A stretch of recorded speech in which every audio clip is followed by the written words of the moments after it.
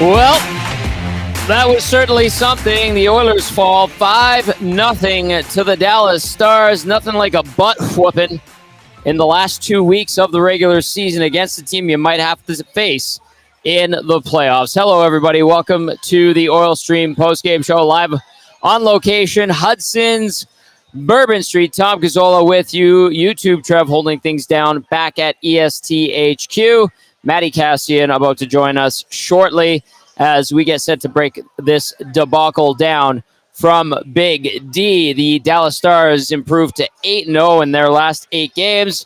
On fire, the Oilers go winless on their brief Central Division road trip, 0-1-1. As always, you can text us 780-218-9999. Lots of texts already coming in. There are texts that are coming in when there's still 15 minutes left on the clock in the third period. A lot of people with things like this that they had to say. This team is...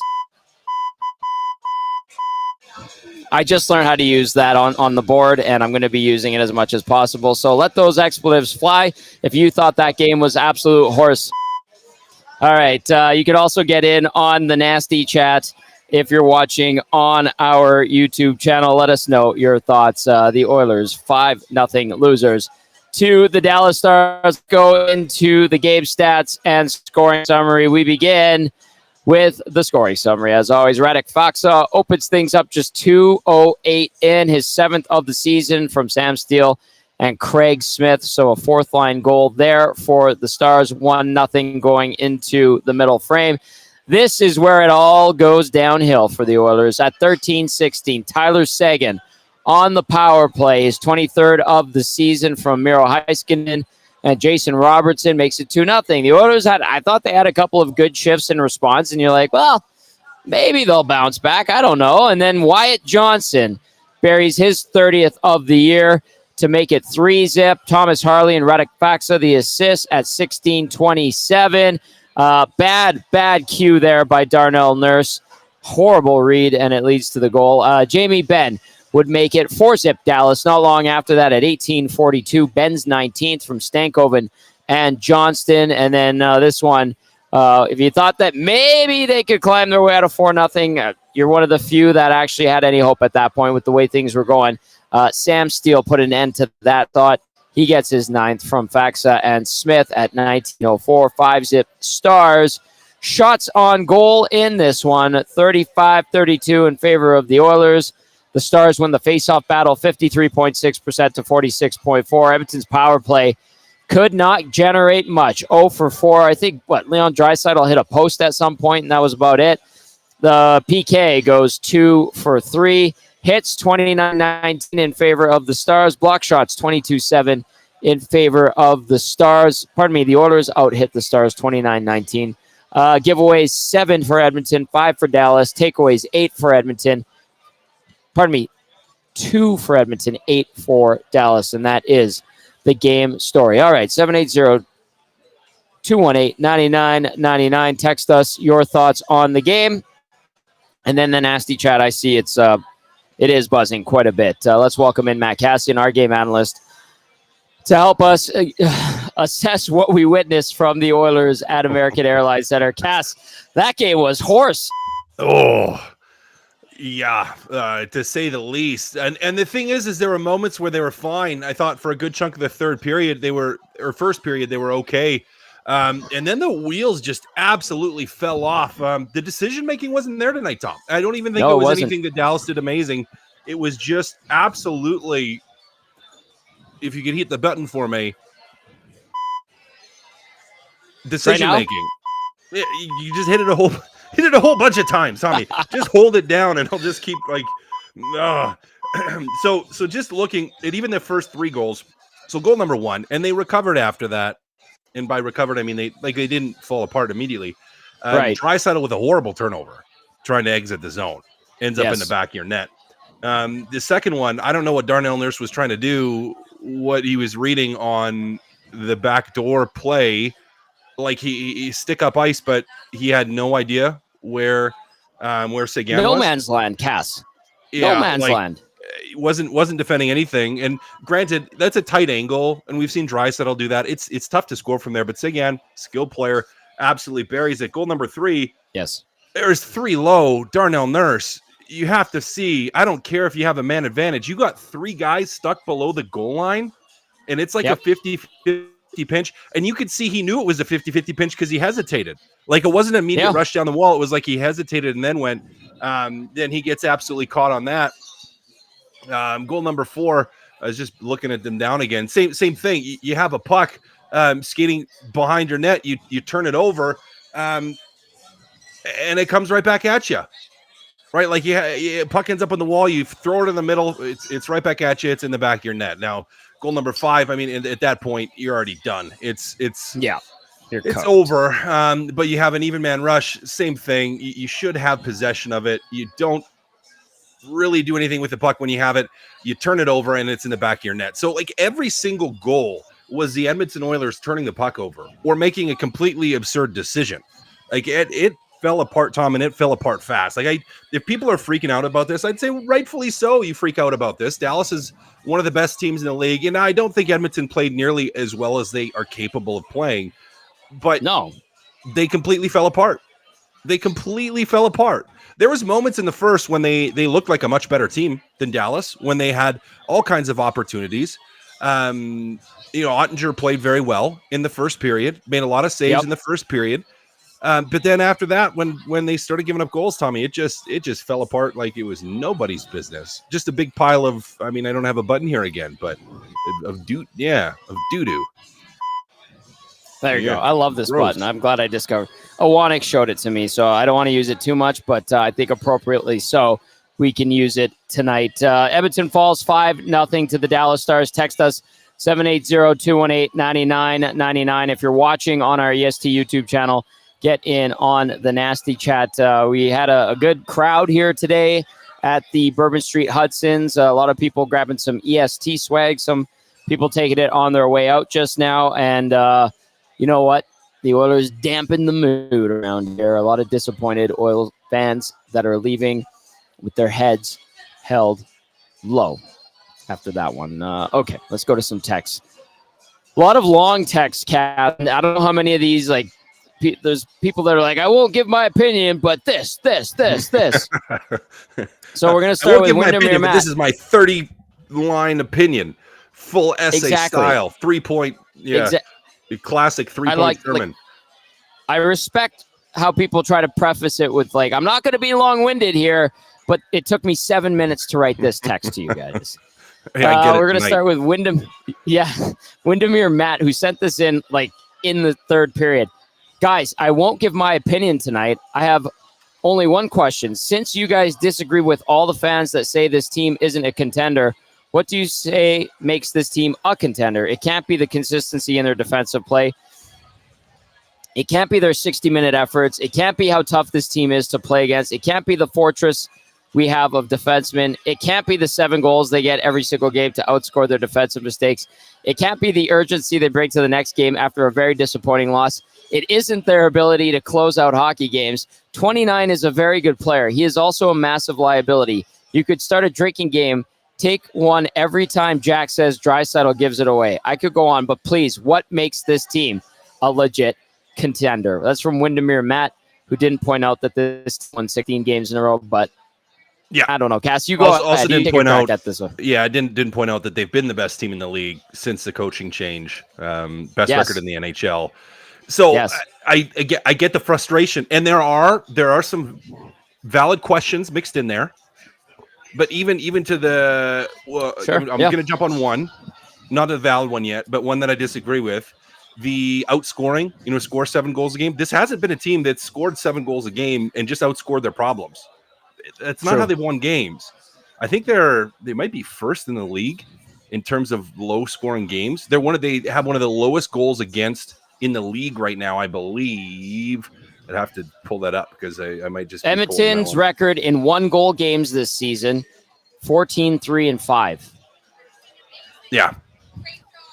And I guess they're 9th now in goals against total on the season. So they're average because they played a couple less games than most of those teams. So those don't count. Now, if you were going to say that Draisaitl turning the puck over too many times is an issue, and it could be an issue. Well, absolutely, it could be an issue. Sure, of course. Of course, it could be an issue. Those backhand passes at the other team's blue line aren't always working. And at your own blue line today, they're not working. Blue line, ignore us. But at the same time, we have seen Draisaitl on one ankle be absolutely dominant in the playoffs and not just get that out of his game, eliminate it from his game. So the potential is there. Is there a risk in that of that happening? Of course there is. But I'm not concerned about that. I think Draisaitl and McDavid scare other teams. That is scary.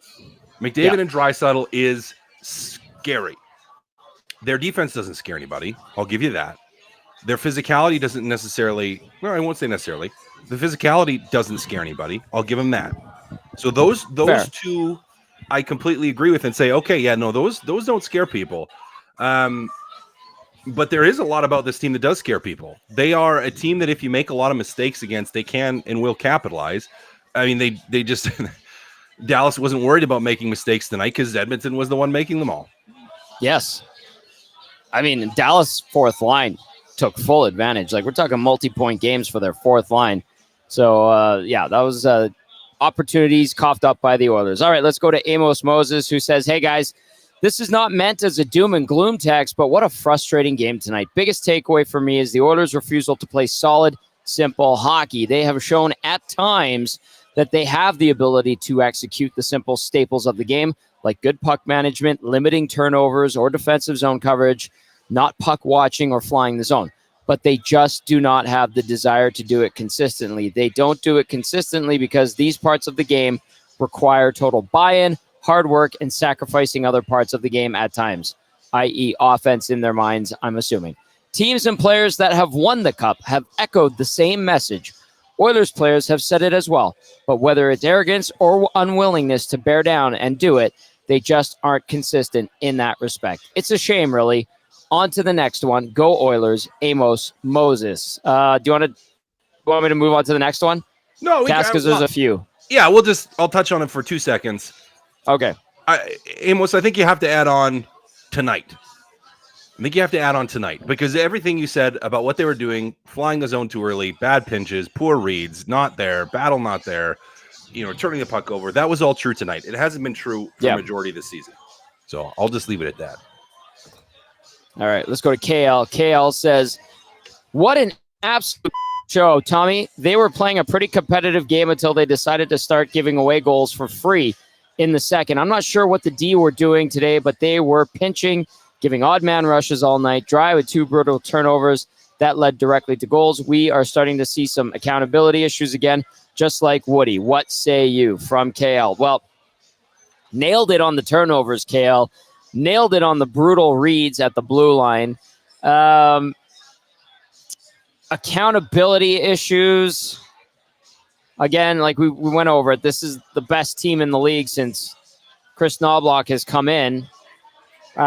Getting spanked 5-0 with 2 weeks to go in the regular season isn't particularly good. It's actually, that's a rough wake-up call. I mean, Colorado did just get beat 4-1 by Columbus a couple of days ago. So it's happening to some of the other. It happens. I don't want to make it an excuse. That's not Dallas. No one's making an excuse. There is no excuse. It was a bad. That was a bad game. You hit the beat button many times. It was a bad game. It was a horrible game. They did not play well. First period they were okay, and then after that they were absolute garbage. And no one's making excuses for them in that. None at all. You can't. You can't. The nicest I can say about the Oilers game tonight is when they were down 2-0. I thought they had 1 or 2 good shifts coming out of that 2-0 goal, and then the third one goes in and it's game over. Like, that was lights out. So the rest of the way was just mopping. Well, it was really basically. that next goal at that point was going to shift the momentum, right? Like, because if the Oilers would have scored the next one, go 2-1, it's like, okay, we got a game here. But if Dallas gets it, which they did, it's over. It's done. See you later. And that's what happened, especially at home in Dallas. That ice ain't helping you. So, it was just, Tom, it was ugly. It was ugly. Let's go to the nasty chat. Certainly everyone in there thinks it's ugly, and we completely agree. Zedmo says Nurse sucked the life out with his stupid penalty. Yeah. Cass, I'll add to the stupid penalty, and then the bad reads in his own zone, the bad read on the half-assed quasi pinch that led to a 3-on-1 the other way. He ends up a -3, rightly so. He had a bad night. He just had a bad night. Simply, he was off, and I think him losing control emotionally and taking the 10-minute misconduct, I think that's kind of indicative of it, and maybe indicative of the whole team to a certain extent, where they were really ramped up and maybe too ramped up, because he wasn't very good after that either. Like, no, it was terrible. I get that he's upset that that's a penalty. When watching it at full speed, I thought it was a penalty right when it happened. Now, if you slow it down, Nurse make an argument, maybe most refs are going to call that interference every single time. I don't think you have like a cut and dry, like, no, that was like a horrible, horrible call by the official. And for Nurse to lose it like that, I know you're frustrated, but as an assistant captain, emotionally, just to have that pouring out of you, to take the 10-minute misconduct and, like, you know, now not only is your team killing, but they're without you for another 10 minutes on top of that for something that was completely unnecessary. You're not going to change the ref's mind. You're not. You're not going to send a message to the ref by doing that. You're not going to scare Dallas by doing that. It was a bad decision, and he followed it up with a couple other bad decisions. Like, it was an off night for Darnell Nurse. Not a good night. Not a good night. Not that it was a good night for anyone, but not a good night for Darnell.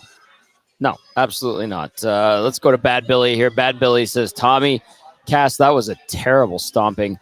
The team just crumbled in the second. Dallas is a big, fast team. They made the Oilers look foolish. Sure, they hit 3 posts, but they didn't go in. Out-goalied large. They didn't even come up to play in the third. Vegas will take this team out in 5 with this kind of performance. Edmonton's D pinching is an issue against good, fast teams. Edmonton gives up way too many odd man rushes. We need to see a way better effort against Colorado. Signed, Bad Billy. It's for Big Uke, who's watching his cousin in a do-or-die Game 4 OT with the Lethbridge Hurricanes. Hurricanes taking on the Swift Current Broncos. 4-4 in OT from the picture. I haven't seen the live update on what the score is there in the WHL playoffs. We're going to go to Dirty Curdy here. Dirty Curdy says, outclassed in every facet by a true contender. 2 of the so-called core with big league IQ or beer league IQ plays. Nurse and Leon, poor leadership by a mile. The lines are a mess. Perry can't handle top 6. The bottom 6 isn't dependable, and the power play has no shooting threats besides Leon and Bush. Nuge and Kane no-shows again. If a similar output occurs against the Avs, we have big problems. Holland truly failed at the deadline. The pickups aren't noticeable except when they serve up a pizza or tap in one footers. That's from Dirty Curdy. Cass, seeing not that we didn't expect this, but the full shift of the pendulum, where a few days ago, everything's happy, everything's good, this team is built to win. And then, you know, what happens on Tuesday in a close game against St. Louis, he starts going the other way. And then tonight it's going full on. This team sucks. This team's going nowhere. This team is and so we're getting a lot of emotion, which was fully anticipated, right? Yeah. It was fully anticipated that we're going to have lots of emotion. And I think it's fair. Some of the emotion is fair. I want to jump back to what Bad Billy talked about. Okay. And I think it was him as well that mentioned, you know, if they play that way against Vegas, they're done in 5. Yeah, absolutely. If they play that way. If they play that way against the Ottawa Senators, they're done in 5. Yeah, they're done in 5. They'd be done in 4 if they play that way. And I get. I don't think they got out-goalied. I thought Pickard actually played pretty well. I don't think he made some good saves. Made some good saves. Don't think they were totally goalied. One thing that Bad Billy mentioned that I think is one of the areas that's indicative when the Oilers aren't playing well is the odd man rushes. They do give up too many odd man rushes. At times, they do get caught pinching, and some of that is just as much on the forwards because the forwards get caught too low. You know, support forward gets caught too low, or doesn't track back through the middle quick enough, doesn't support the defenseman. Now it's on both the forwards' responsibility to get back and help, also on the defenseman to not get caught up ice also, and to read what's in front of them. So both of those things are problems when they happen. And when this team is playing poorly, yeah, that's something absolutely that they do. So a couple, I thought, decent points there. by Bad Billy and observations by him. And yeah, I can't remember what Dirty Curdy said. Dirty. Oh, I can go back to it. Outclassed in every facet by a true contender, true capitalized. Two of the so-called core players with beer league IQ plays, Darnell and Leon. Bad leadership by a mile. Lines were a mess. Perry can't handle top six. Bottom six isn't dependable, and the power play has no shooting threats besides Leon and Bouchard. Nuge, Kane, no shows again. If a similar output occurs against the Avs, we have big problems. Holland truly failed at the deadline. Pickups aren't noticeable except when they serve up pizzas or tap in one-footers. That's what Dirty Curdy had to say. What do you want to go off of there? I think Cass is muted. Oh, Cass, you muted yourself. I did not mute me. There you go. So I don't know. It's bound to happen at some point. Yeah, that was a lot by Dirty Curdy. I was just trying to pull up that in power play. They're still one of the best power plays in the league. So let's ease off on that. It wasn't second in tonight. the league, 27.5% going into tonight. Right, wasn't threatening tonight. Yeah, give it that. No, it was not. Leadership, but we talked about Darnell Nurse already. I think that emotion that poured out, and maybe that factored into it. You know, guys, just kind of buying into that frustration and that anger, and maybe getting too into it. Not being able to calm themselves down enough, and not calming yourself down for all those. It's like, yes, you want aggression in a game, you want passion and energy in your game, but you don't want to be a loose cannon. And loose cannons, that's when you just end up kind of throwing pucks away. That's when you end up diving in. That's when you end up just kind of hoping that something happens because, like, this is gonna happen. This is gonna work. This is gonna work. Instead of bearing down and just making this simple, right, easy play, which is oftentimes, most of the times, the best play to make. Yeah. And Leon on turnovers early in the game, yeah, he can't do that. Your top guys can't do that. Darnell and Leon are two of your top guys. They did not have a good game tonight, and that hurt them. That hurt them. So I get the frustration. I'm also going to go back to, again, that's tonight. That's tonight. Yeah. That hasn't been every night. That far and away, the last 3 months, 4 months, they have been very, very good for the most part, pretty consistently. Tonight, though, yeah, it wasn't. Tonight it was doo-doo. It was very rotten to the core. It is the Oil Stream post-game show. Tom Gazzola live on location, Hudson's, Bourbon Street, Matt Kassian, and YouTube Trev with you as well. Text us 780-218-9999 or get in on the nasty chat. Edmonton gets absolutely dummied by the Dallas Stars 5-0. One thing I was wondering as I was watching this debacle tonight, Cass, we saw them lose handily a couple weeks ago to the Toronto Maple Leafs. Then they followed up with another loss where they blew a 2-goal lead the next night in Ottawa. Then they rattle off a few wins in a row. They beat good teams like the Winnipeg Jets, like the LA Kings. They take care of business against a really bad Anaheim Ducks team. Then they hit the road with some momentum. Tough loss in St. Louis. And then this happens.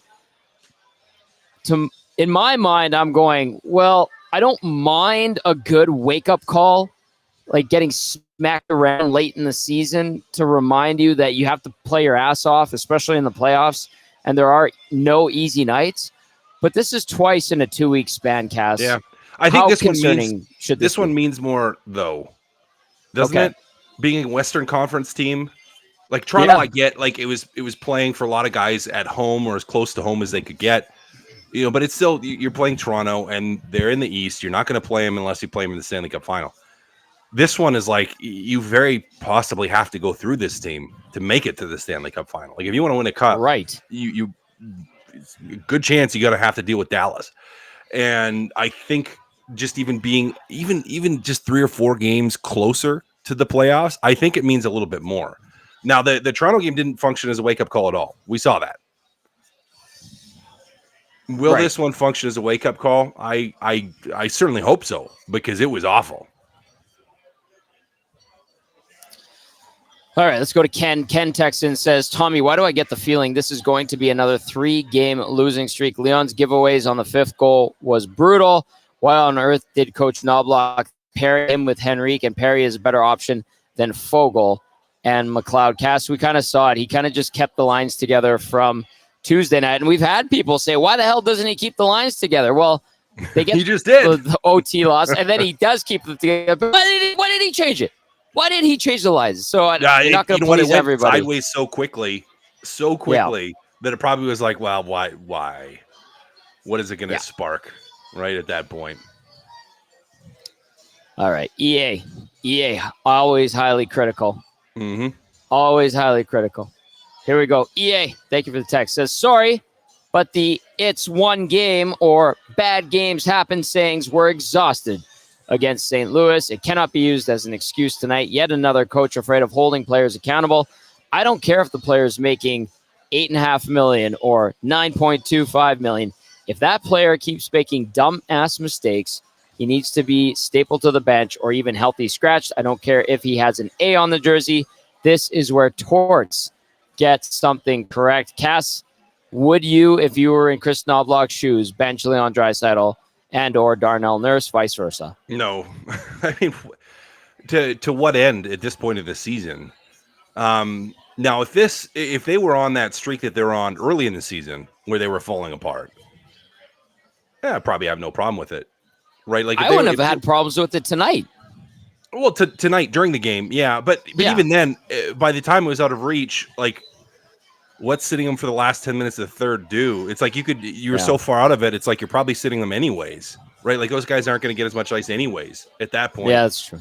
So, like, what kind of message is it actually going to communicate? And Torts, to a certain extent, at times, is accountability. It can help. And I think sometimes coaches are lax or late or reluctant to do it. But you're also trying to keep you're trying to keep guys that make a lot more money than you, that will probably be here longer than you, happy so that you can be here longer. Like, you're trying to balance out a lot of different things. With that being said, you're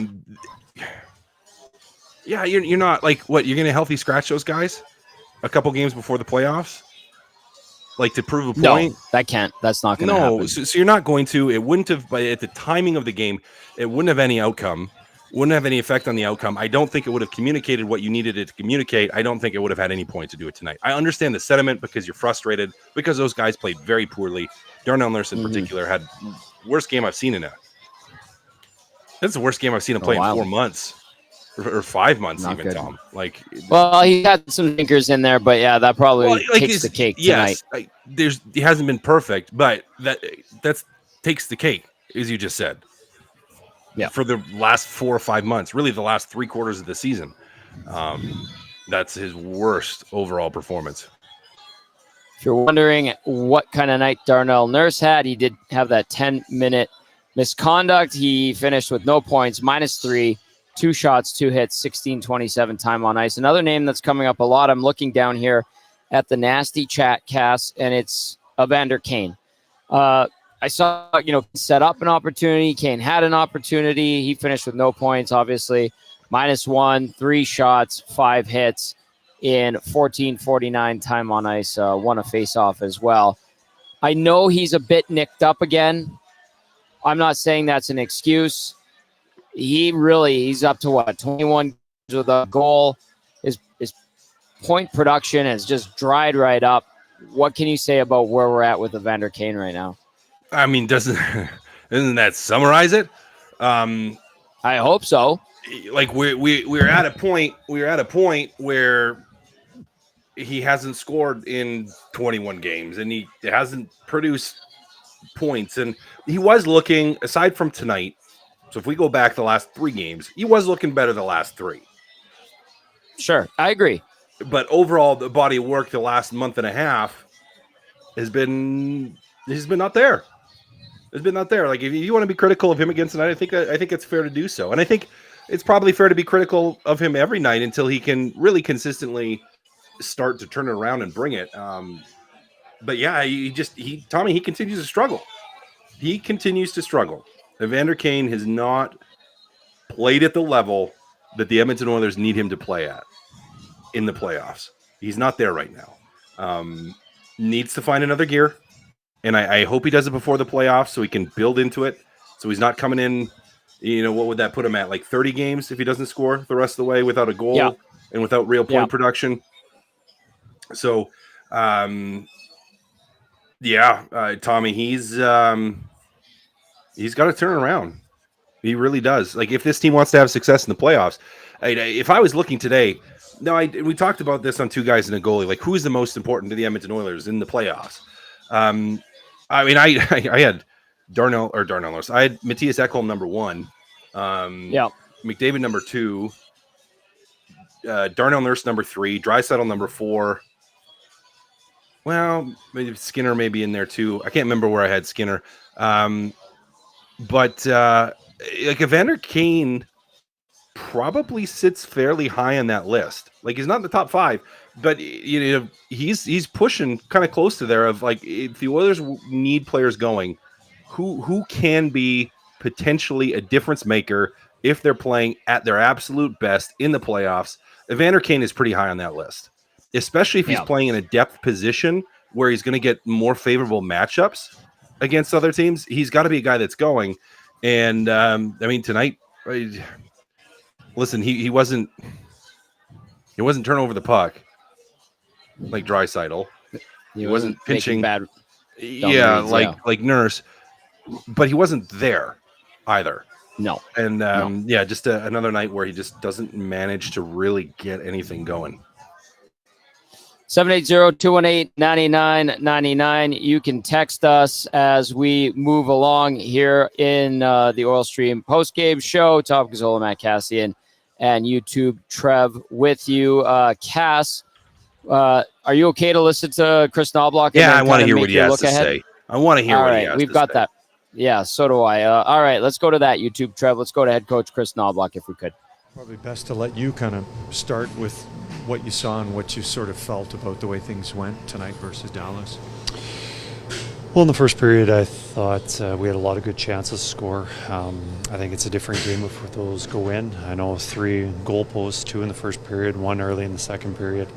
That would make a big difference. But I think our defensive details, whether it was getting beat up by the ice when they're breaking the puck out, or us just swinging for pucks in the defensive zone, just giving it too easy to play against. When you look at Dallas, they win 8 in a row. You've obviously had some long winning streaks, so you know what it's like when a team gets hot. Can you kind of just chalk it up as not necessarily just one of those nights, but a team that's playing as well as they are at home, that sometimes things like this can kind of happen? Absolutely. A lot of credit to the Dallas Stars. They're playing really good hockey. They are a really good team, and you can see why they're leading the East or the Western Conference right now, and playing well. And for us to come in here was a challenge for us, and we came up short. We thought it was a good test to see how good we are, and we still have some work to do to catch up to them. As a head coach, how do you lead the discussion with this group about the self-inflicted wounds and the mistakes made in that second period to make sure that that's not a repeatable and consistent thing? Yeah, I think overall we've defended well and played pretty good hockey. There'll be some reminders on what we got away from and what we can't do against good teams. Maybe we can get away from that against a team that isn't as competitive and as talented as Dallas is, but against those teams that are, the Colorados, Vegas, and Dallas, and there's a lot of good teams in our conference that we cannot let that happen. A couple of weeks away from playoff hockey, does a game like this demonstrate how fine and thin the margins of error are against really good hockey teams and what you're going to expect? I'd be concerned if we couldn't play and beat this team, but that's tonight wasn't who we are. We're a much better hockey team than that, and we'll learn from it and we'll be better for it. Yeah, they better be better on Friday against the Colorado Avalanche here in Edmonton. And a couple of things that he said there, Chris Knoblauch, swinging at pucks, making bad reads. And I was like, Nurse. Yeah. What else did you glean from that one there, Cass? Yeah, well, the assessment is what we have said. This wasn't the team that we have seen. They were bad. Real bad. Now they get an immediate challenge right away. I mean, we talked about that Toronto game flushing it, and then it ended up being a double flusher with the Ottawa game. But it's back to the, like, you got to double tap that thing right now. Like, you can't wait again here, because you have another big test coming up against Colorado, and I think he's aware of that. He knows that from a measuring stick standpoint, they fell well short tonight.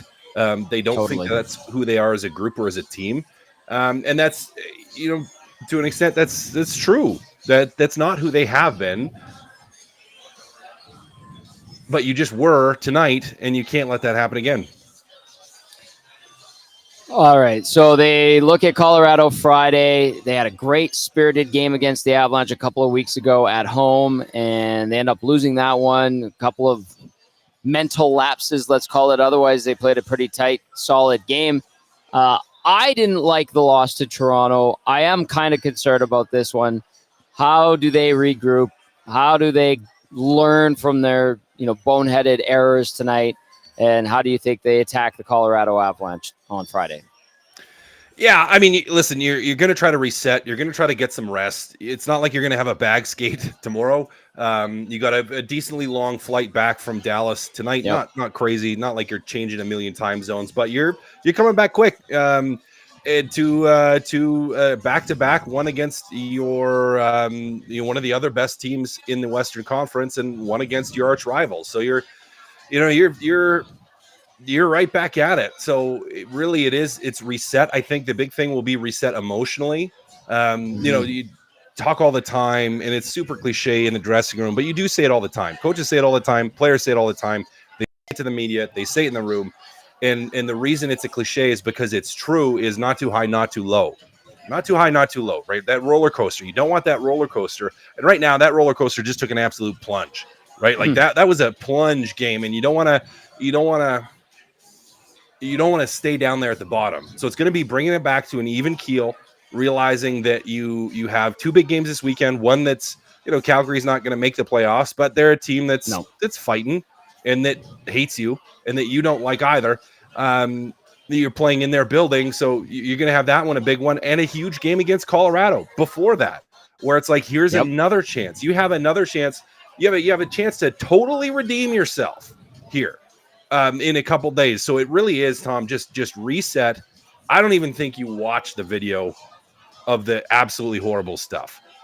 Like, I don't think you need to watch the video of the Darnell Nurse pinch. I don't think you need to watch the video of the Leon Draisaitl turnover. Like, you don't need to watch that stuff, because it's like it was so big and glaringly obvious that guys know what they did, and they know what they did was bad. And so it's like, okay, you're going to pull some technical videos of the little more mistakes. You're going to watch that. You're going to watch your power play stuff. You're going to watch your penalty kill stuff. You're going to do your prep watching Colorado's clips of their team and their players, their power play, their penalty kill. Like, you're going to do that, but really, Tommy, you are truly just trying to turn this thing over and move on from it, because you got one day and then you're right back at it. A potentially stiffer test. I don't know how you can imagine that after what happened tonight, but the Colorado Avalanche do come to town. Two more meetings against the Avs. That was it for the season series against the Dallas Stars. Dallas wins it. Edmonton does pick up a 3 over Dallas. It was Pickard on February 17th, by the way, who got that win in Dallas. And that was an ugly one. Cass, you were great in the face of a nasty performance.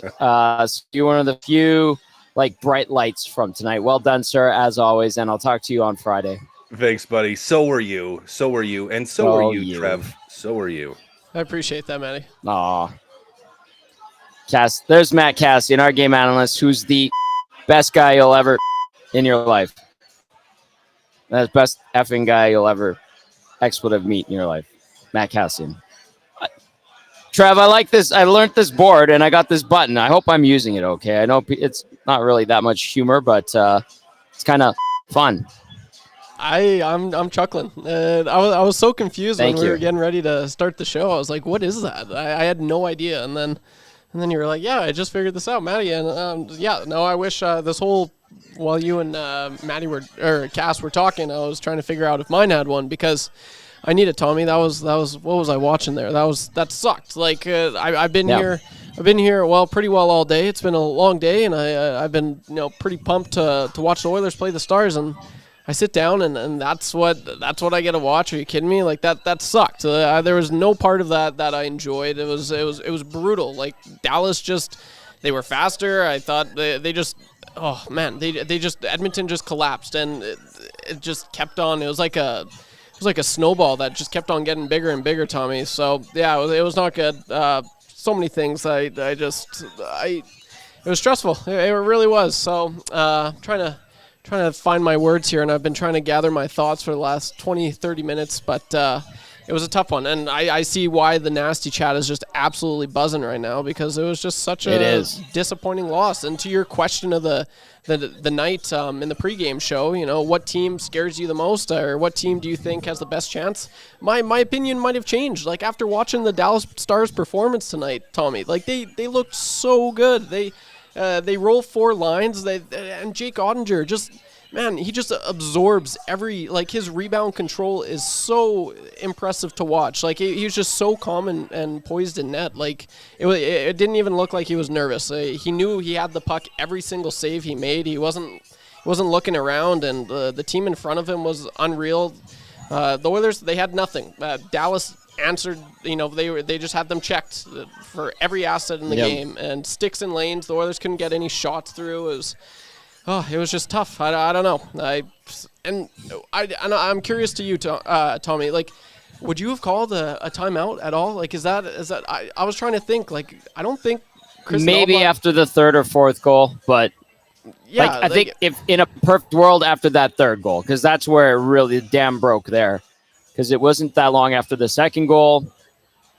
The Oilers had a little bit of a push the other way after the second goal, but then after that third goal, in hindsight, that's where. But the fourth one went in shortly after that, and then it was over. Yeah, so not fun to watch, Tommy. As far as the lines go, and I was just looking at this, like a lot of people, there was, looking back at the Los Angeles Kings game, I don't know, in my personal opinion, there was nothing that I saw that I was like, wow, I think the Oilers should really separate McLeod, Corey Perry, and Evander Kane. I thought that line was really good. The whole team, that was one of their best performances in recent memory.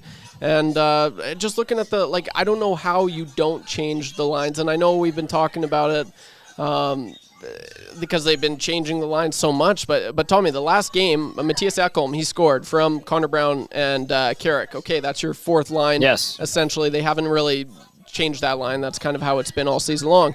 And the second goal, Leon scored from McDavid and Ekholm. So that's 2 games now that Leon's line with Perry and Henrique hasn't scored. Connor McDavid, Hyman, and Nugent Hopkins hasn't scored. You probably still keep that together. But as far as the second and third line, I thought, Draisaitl, he needs to play with speed. And Fogle, I think, provides that on that line when he was up there. I don't think Perry has it. I didn't see any chemistry tonight. So I'm venting right now, but it was just tough to watch. It really was.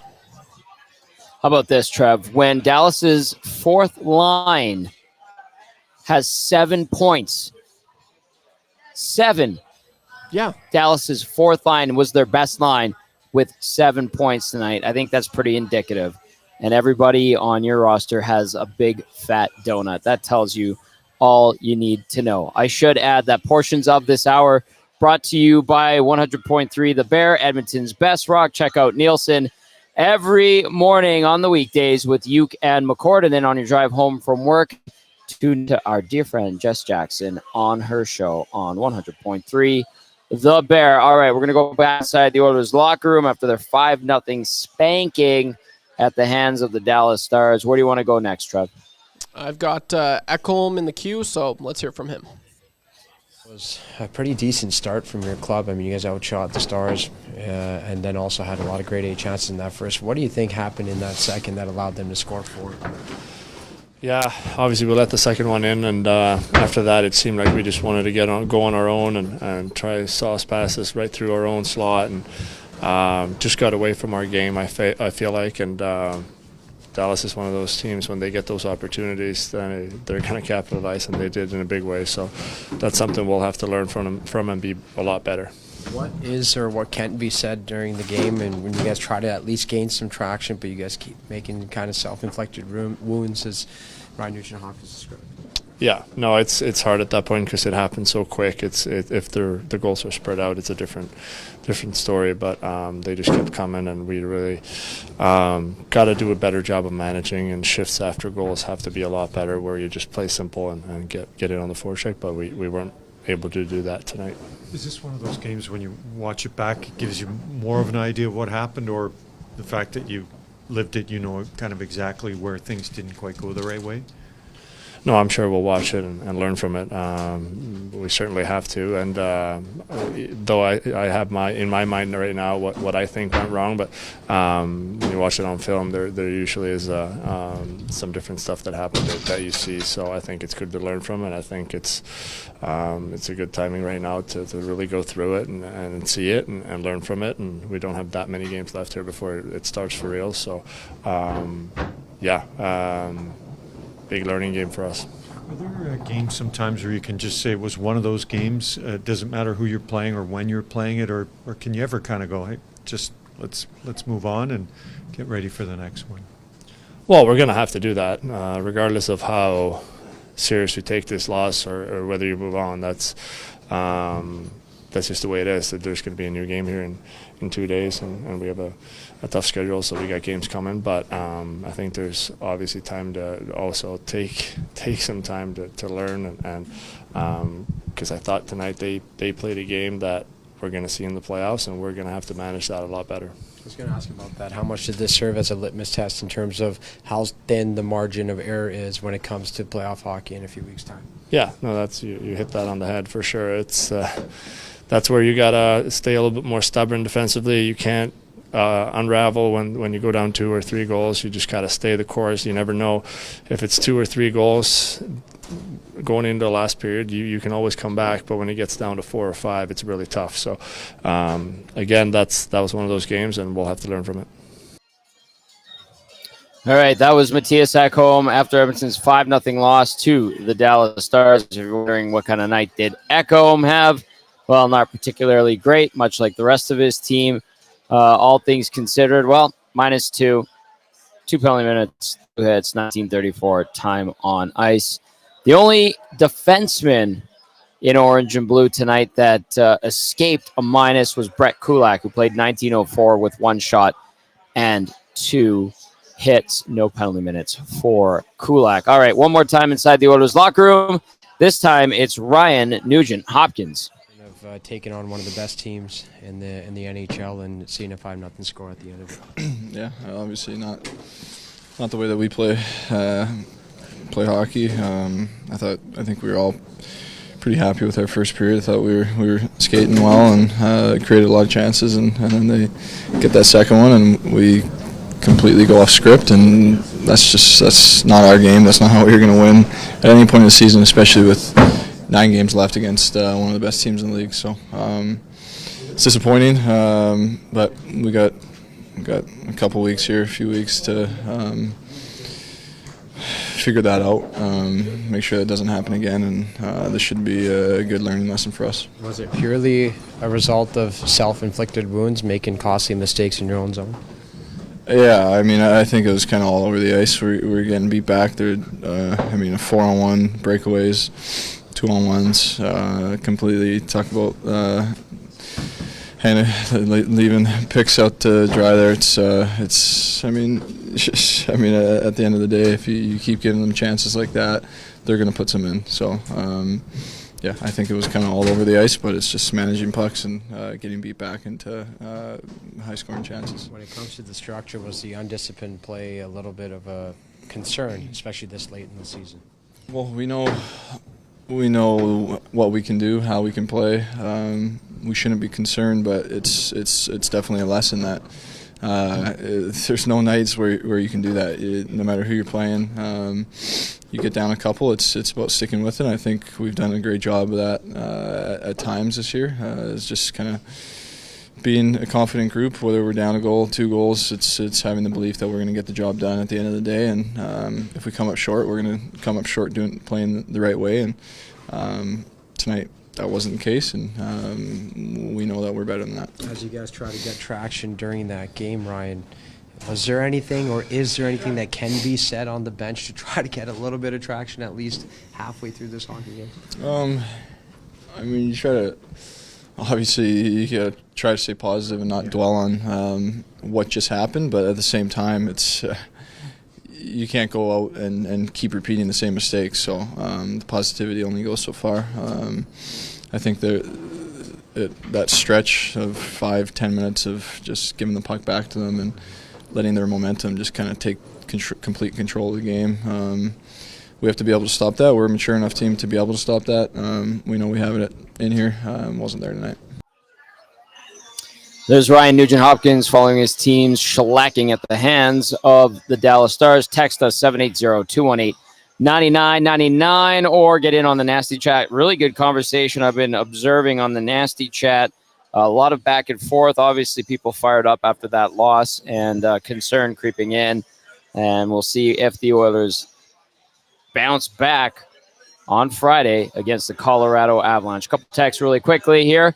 Let's go to Liquid Beaver. Says, wow, what a debacle. I can't watch Bouchard in the Oilers' own zone. Desharnais handled the puck like a grenade, touch after touch. Nurse was totally out of it. 7 games until playoffs start, and we don't have a consistent second line. Don't like Henrique and Perry with Draisaitl one bit.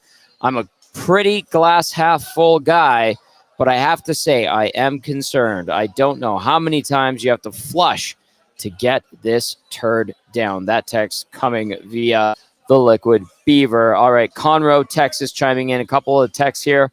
Conroe, Texas says, too many passengers on this bus led by Kane and Nugent-Hopkins. Both were horrible tonight, as they have been for the last month. Nurse and Draisaitl were bad as well. Connor tried, but was the only player who seemed to give a Shaggy in St. Albert says, Oilers show once again why they are pretenders, sloppy and undisciplined against actual Stanley Cup contenders. Draisaitl stunk the joint out. Mr. $9.25 million D-man was undisciplined, made the worst pinch I have ever seen, leading to a 4-on-1, turned the game off after the second. Don't blame Pickard at all for the way the team hung him out to dry. They are losing the Avs for sure. When was the last time the Oilers beat one of the Stanley Cup contenders? They beat Winnipeg last week. Winnipeg was pretty good, but they did beat Dallas earlier this year. They have beaten the Vegas Golden Knights this season, and it is to be seen if they can actually beat the Colorado Avalanche. 2 more games against the Avs starting on Friday, and then the last game of the regular season. And then they had that good battle back and forth 2 weeks ago here in Edmonton. Joel texting in. Joel says, poor Pickard was fed to the Wolves. They pooped the bed. Knob needs to stop the shuffle and the damn passing. All right. I got a bunch more texts I want to get to. Park those for now. Right now, though, we have to get to the big save of the game presented by Chris Boyle, business owner, tax saver. Chris Boyle strategically works with both businesses and families with strategic planning and risk management.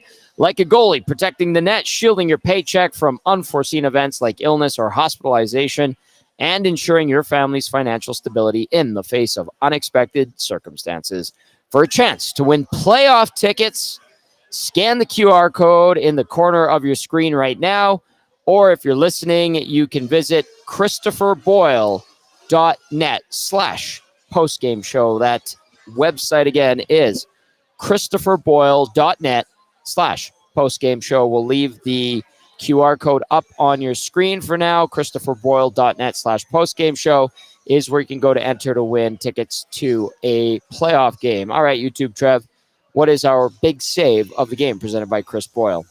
Right on, Tommy. Thank you for that.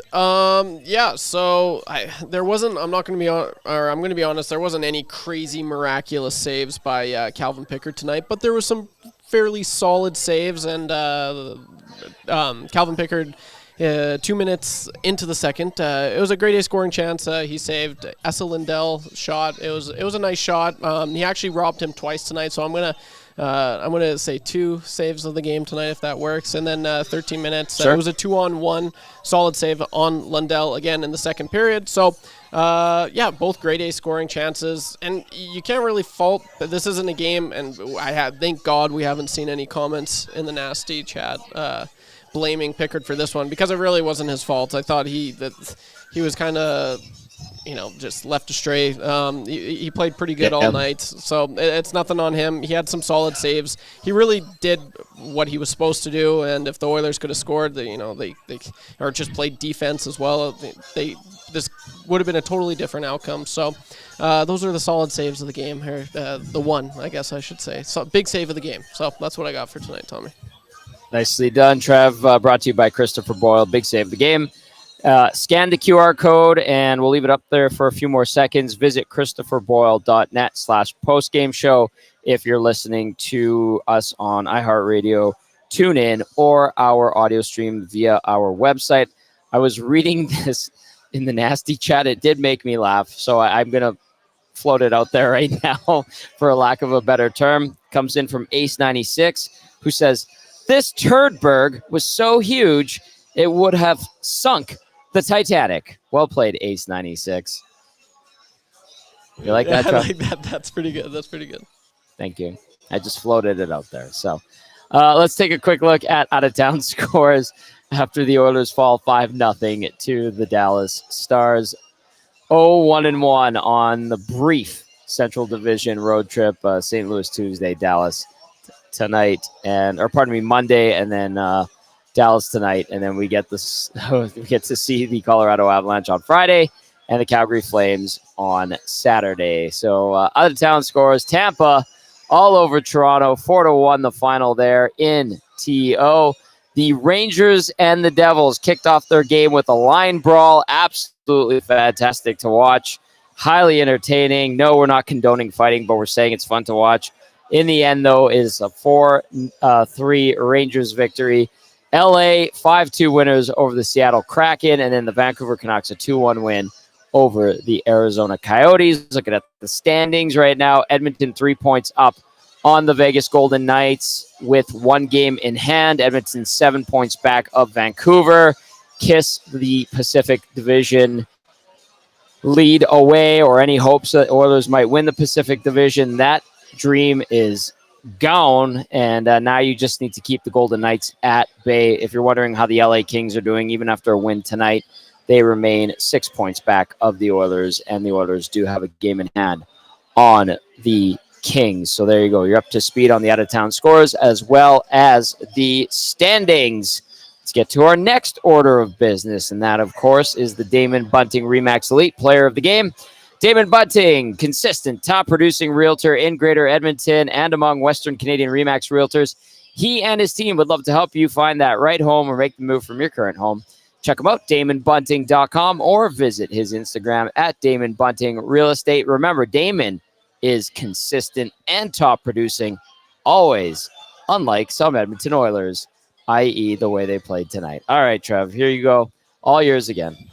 Yeah, we're gonna keep this one short and sweet tonight, Tommy. Obviously, it's not an Oiler. All right. Obviously, it's not an Oiler because no one really showed up. Besides Pickard, I guess. But yeah, he had 3 points tonight from the Dallas Stars. He's your left winger on the fourth line. We talked about the fourth line, and they roll out all lines. And tonight, you heard it on the broadcast. They said one of these lines show up every now and then. It's the first line, the second line, the third line. Sometimes you get two lines. Tonight it was just the fourth line. What did you say? 7 points from the fourth line tonight, which is just 7 crazy. points. And 3 of those points have come from left winger Radek Faksa. So yeah, a goal, 2 assists. He was pretty noticeable all game long. Solid player.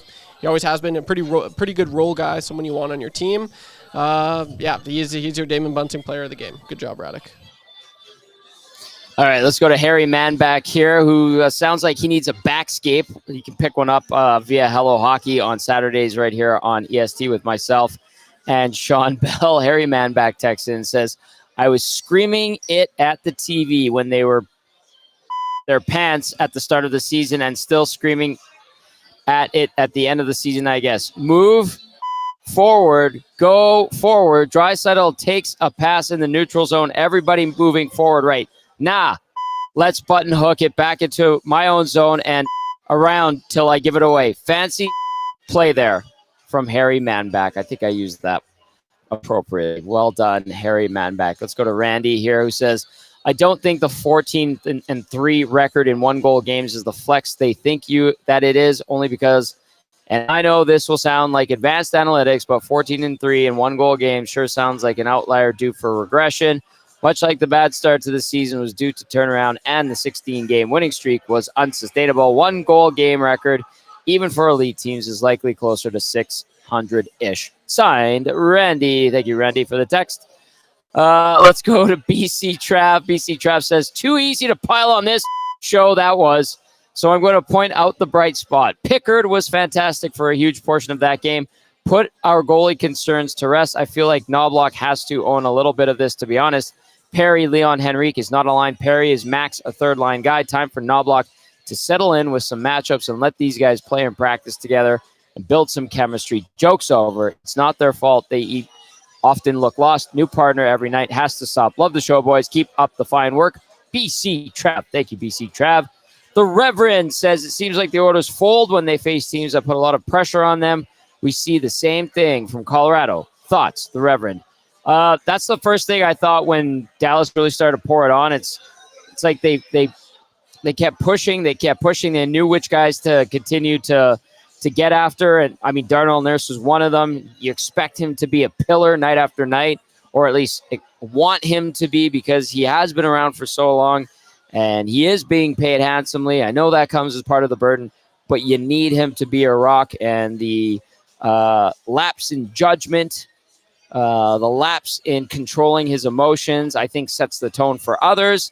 And there were others on that back end that also struggled along with Nurse. So, yes, how they handle that pressure from other teams is an issue. And I guarantee you, the Reverend, you pointed it out, the teams that are scouting the Oilers, anticipating playing them in the postseason, noticed that and have probably jotted it down in their scouting report. Let's go to Taco now. Taco says, Tommy, not a pretty game, but the Oil hit the post multiple times tonight.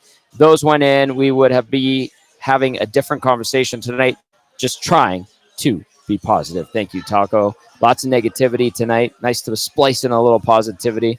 Let's go to this one. Gordo says it might be an overreaction, but the Oilers for me right now are a round one playoff team. Leon had a terrible game.